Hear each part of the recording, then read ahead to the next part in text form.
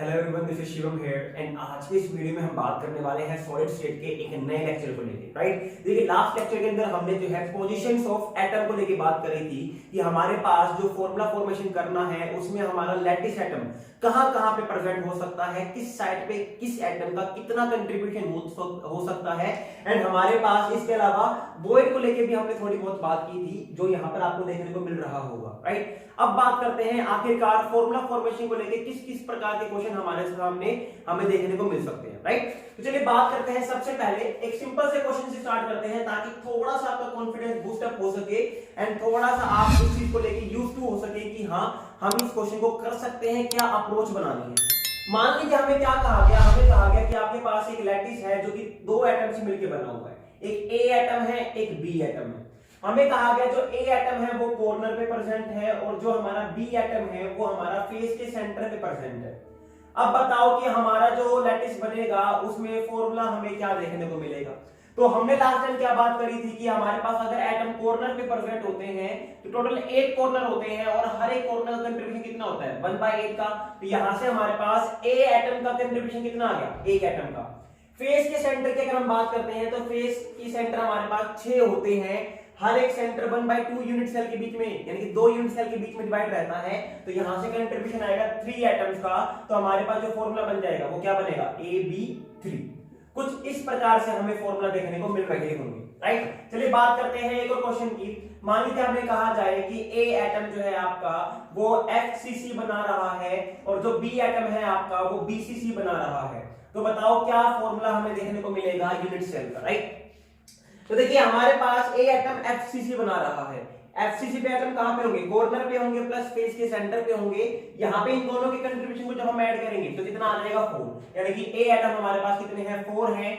B atom BCC बना रहे हैं, BCC में एटम कॉर्नर प्लस बॉडी के सेंटर पे हमें देखने को मिलते हैं और यहां से जो कंट्रीब्यूशन आएगा वो आएगा 2 एटम का। अगर आप इन बातों को नहीं सीख पा रहे हो, नहीं समझ पा रहे हो तो लास्ट वीडियो में मैंने आपको बहुत डिटेल में करवाया है कि आखिरकार ये एटम किस तरीके से इतना पर्टिकुलर कॉम्बिनेशन बनाएंगे। राइट, तो हमारे पास आप वो वीडियो देख सकते हो ताकि आपको इन चीजों में कोई भी दिक्कतों का सामना ना करना पड़े। राइट, तो देखिए ए एटम 4 है तो बन जाएगा A4 और जो बी एटम है वो 2 है, ये बन जाएगा B2।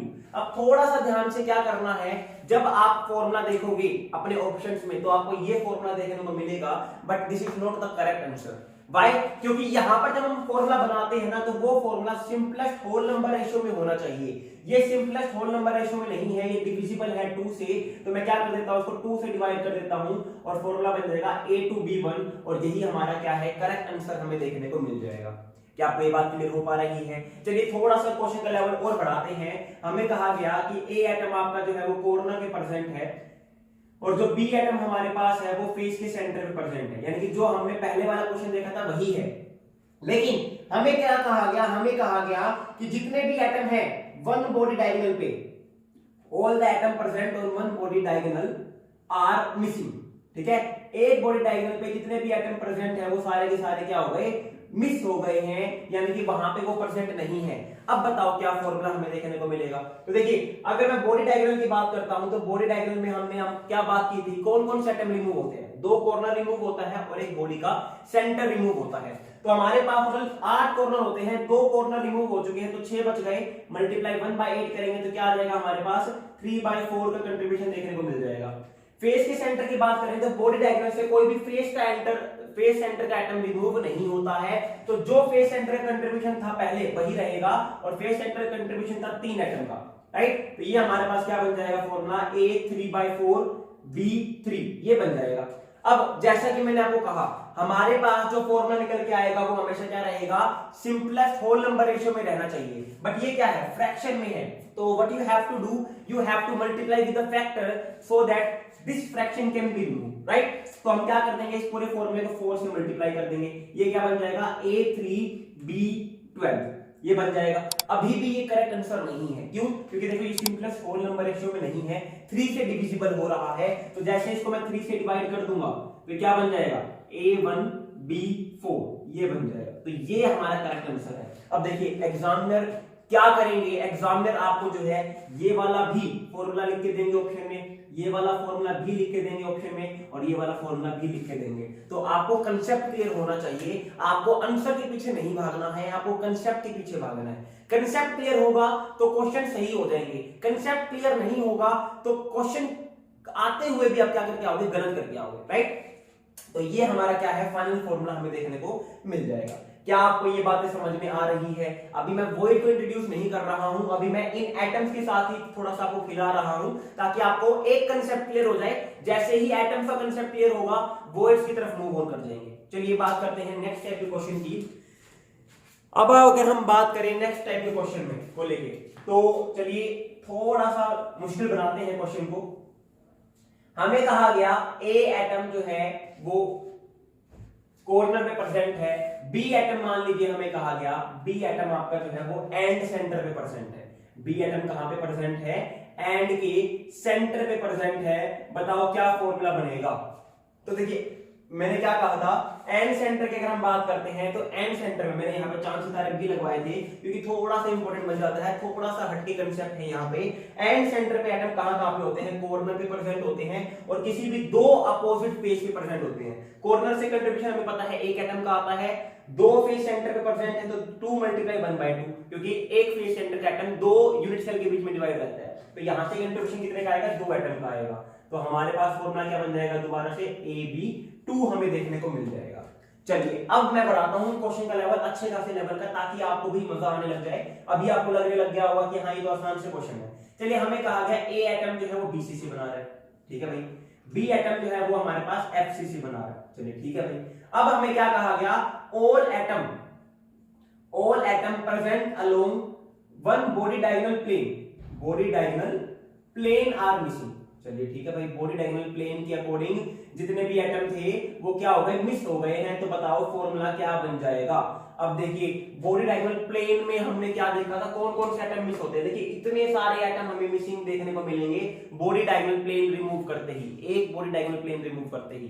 तो सबसे पहले देखिए बीसीसी पे एटम कहां पे होते हैं? बॉडी के सेंटर पे होते हैं प्लस कॉर्नर पे होते हैं। एफसीसी में एटम कहां पे होते हैं? फेस के सेंटर पे होते हैं प्लस कॉर्नर पे होते हैं। बॉडी का सेंटर 1 होता है, कॉर्नर के एटम 8 होते हैं, फेस के सेंटर 6 होते हैं, कॉर्नर हमारे पास 8 होंगे। ये हमने क्या लिख लिया? जब तक हमने बॉडी डायगोनल प्लेन रिमूव नहीं किया था तब तक कौन से एटम कहां पे प्रेजेंट थे, कितने प्रेजेंट थे, वो अभी हमने लिखा है, राइट। अब देखिए बॉडी डायगोनल प्लेन रिमूव कर दिया तो कितने कॉर्नर रिमूव हो गए? 4 कॉर्नर रिमूव हो गए। तो यहां से मैं 4 कॉर्नर रिमूव कर दूंगा तो ये बच गए 4, यहां से मैं 4 कॉर्नर रिमूव कर दूंगा, ये बच गए 4, राइट। तो ये वाली कंडीशन तो हमने अप्लाई कर दी। बॉडी सेंटर रिमूव हो जाता है, एक बॉडी सेंटर था वो रिमूव हो गया, तो बॉडी सेंटर कितने बच गए हमारे पास? 0। चलिए ठीक है भाई। हमें कहा 2 एज सेंटर रिमूव हो गए। तो देखिए एटम यहाँ पे कोई भी एज के सेंटर पे प्रेजेंट नहीं है, तो एज सेंटर का कोई भी लेना देना हमें इस क्वेश्चन में नहीं पड़ेगा। प्लस 2 फेस के सेंटर रिमूव हो गए हैं, तो फेस के सेंटर 6 थे, 2 रिमूव हो गए, बच गए 4। ये बात क्लियर है। अब देखिए बॉडी सेंटर का एटम तो हो ही गया 0। अगर हम बात करते हैं कॉर्नर की, तो कॉर्नर पे कंट्रीब्यूशन होता है 1/8 का, तो ये बन गया 1/2। अगर हम बात करते हैं फेस के सेंटर की, तो फेस के सेंटर कंट्रीब्यूशन होता है 1/2, ये बन गया 2। कॉर्नर की बात करें कंट्रीब्यूशन होता है 1/8 का, तो ये बन गया 1/2, ठीक है। अब देखिए ऐड करते हैं। अगर मैं बात करूं ए एटम पे, ए एटम बीसीसी बना रहा था, बॉडी सेंटर वाला तो पोर्शन 0 हो गया, कॉर्नर वाला तो पोर्शन कितना रह गया? 1/2, तो ये बन गया ए 1/2। अब बात करते हैं बी की, तो बी हमारे पास कहां पे है? फेस सेंटर पे 2 एटम रह गए और कॉर्नर पे 1/2 रह गए, तो 2 + 1/2 ये करेंगे तो ये बन जाएगा a 1/2। इसका एलसीएम लेंगे तो क्या बन जाएगा? b 5/2, right. अब ये सिंपल होल नंबर रेशियो में नहीं है, तो हमें क्या करना पड़ेगा? इसको 2 से मल्टीप्लाई, ताकि नीचे वाले जो वैल्यू है वो क्या होता है? कैंसिल आउट हो जाए।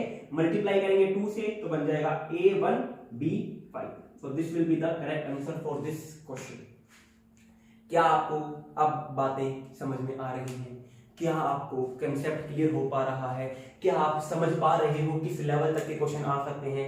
बहुत ज्यादा हाई लेवल नहीं रहता, बस बात इतनी है कि जो इंफॉर्मेशन आपको दी गई है क्या आपको उसके बारे में पता है, जो आपको पूछा गया है क्या आप निकाल पा रहे हो, बस इतनी सी बातें हैं। अगर आपको इंफॉर्मेशन पता होगी, देखिए जितनी इंफॉर्मेशन मैंने यहाँ पे लिखी हुई है ना, यहाँ पे थोड़ा सा रिमूव हो रहा है, इसको मैं पूरा कर लेता हूँ। फेस डायगोनल रिमूव है तो फेस सेंटर रिमूव हो जाएगा, ठीक है, एक फेस सेंटर रिमूव हो जाएगा। जितनी बातें यहाँ पे लिखी हुई है अगर इसको प्रॉपर तरीके से कर लोगे, इसको अच्छे से कर लोगे, तो आपको इसके अलावा फॉर्मूला फॉर्मेशन में किसी भी और इंफॉर्मेशन की जरूरत नहीं है। बात मानिए, यकीन मानिए। चलिए बात करते हैं थोड़ा सा आगे। अब थोड़ा सा वॉइड को इंट्रोड्यूस करवा लेते हैं ताकि आपको वॉइड के रिगार्डिंग भी क्वेश्चन पता चल जाए किस लेवल के और कैसे कैसे पूछे जाते हैं, ठीक है। अब देखिए बात करते हैं, मान लीजिए हमें क्वेश्चन दिया गया है कि ए एटम हमारे पास जो है कॉर्नर पे प्रेजेंट है, बी एटम हमारे पास जो है वो ऑक्टाहेड्रल पे प्रेजेंट है, सी एटम जो है हमारे कॉर्नर प्लस स्पेस सेंटर पे प्रेजेंट है। चलिए कहते हैं सी एटम हमारे पास जो है वो टेट्राहेड्रल पे प्रेजेंट है। तो बताइए क्या हमें फॉर्मूला देखने को मिलेगा। तो देखिए मैंने आपको बताया था वॉइड का क्या रिलेशन होता है, जितने टेट्राहेड्रल वॉइड होते हैं उससे आधे होते हैं ऑक्टाहेड्रल वॉइड, जितने हमारे पास लैटिस एटम होते हैं उतने ही होते हैं ऑक्टाहेड्रल वॉइड, उससे डबल होते हैं टेट्राहेड्रल वॉइड। और अब थोड़ा सा चार सितारे लगा लीजिएगा इस बात के लिए कि ये जो हमने इंफॉर्मेशन पढ़ी थी ये सिर्फ और सिर्फ एफसीसी के लिए वैलिड होती है, बाकियों पे वैलिड नहीं होगी। मान लीजिए आप बीसीसी लेके आ रहे हो, ईसीसी लेके आ रहे हो, वहां पे ये रिलेशन वैलिड नहीं होते हैं, गलती मत कीजिएगा। एग्जामिनर को भी ये बात पता है कि जो वो ऑक्टाहेड्रल वॉइड, टेट्राहेड्रल वॉइड और लैटिस एटम के बीच में रिलेशन रिगार्डिंग क्वेश्चन देगा, उसके लिए उसको क्या देना पड़ेगा, एफसीसी ही देना पड़ेगा। और वही हमारे कोर्स में है। You don't have to know about what is the relation between octahedral void, tetrahedral void and lattice atom for BCC और एनी अदर लैटिस, राइट। बस आपको क्या याद रखना है, एफसीसी याद रखना है। इसी वजह से मैंने भी यहाँ पे क्या चेंज किया, फेस सेंटर ऐड कर दिया, राइट। अब देखिए मान लीजिए हमें नहीं पता क्या है, क्या इनके बीच में रिलेशन है, ठीक है। लैटिस एटम, ऑक्टाहेड्रल, टेट्राहेड्रल हमें दे रखे हैं। मान लीजिए किसी तरीके से आपको ये नहीं पता कि यहाँ पे कितने एटम निकल के आएंगे, चलो ठीक है, मैंने कहा नहीं पता, मैंने एक्स मान लिया, लेकिन मुझे इतना पता है कि जितने लैटिस एटम होते हैं उतने ही ऑक्टाहेड्रल वॉइड होंगे, तो ये भी कितने होंगे, एक्स हो जाएंगे। टेट्राहेड्रल वॉइड जो है लैटिस एटम के कंपेयर में डबल होते हैं या ऑक्टाहेड्रल वॉइड के कंपेयर में डबल होते हैं, तो कितने हो जाएंगे, 2x हो जाएंगे। तो हमारे पास जो सिंपलेस्ट होल नंबर इससे निकल के आएगा जब मैं फॉर्मूला बनाऊंगा, क्या आएगा, ax bx c2x। इसको मैं सिंपली लिख सकता हूं a1 b1 c2। You don't have to do the calculation, you just have to know about